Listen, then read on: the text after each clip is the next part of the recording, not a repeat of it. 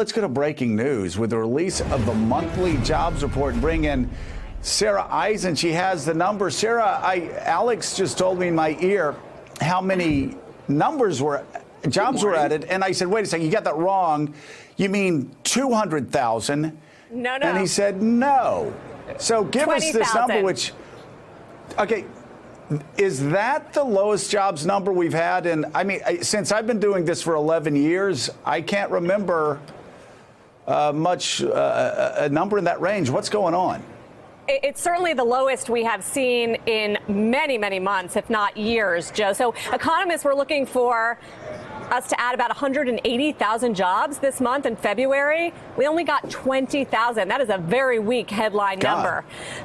But I will say, there is a silver lining here, and that is we saw a big jump in wages, something that we've been looking for to happen. Wages rose 0.4% from last month. So if you look at wages in February this year from last year, that's a 3.4% jump. That's very strong. So may not be hiring as much, but at least people are getting paid more. The overall unemployment rate goes to 3.8%. What I would say is you can't read too much, Joe, into one number. You know these numbers are all over the place. Exactly.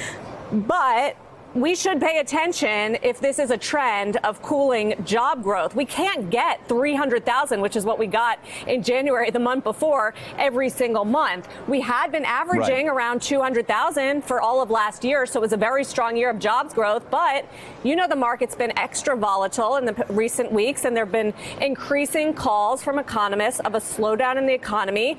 Could this be the start of that in the job market? 1 month does not a trend make, but let's pay attention to what happens and to what companies are telling us over the next few months. Well, and Sarah, it is also important, and I know you follow this so much more closely than I do. It's also very important to tell our viewers right now, this is extraordinarily low, but we have seen these jobs numbers adjusted a month or two later. So there may be an adjustment to this also. Let me ask you, could the government shut down? Could any seasonal forces, could a cold winter have impacted these numbers and driven them down so low?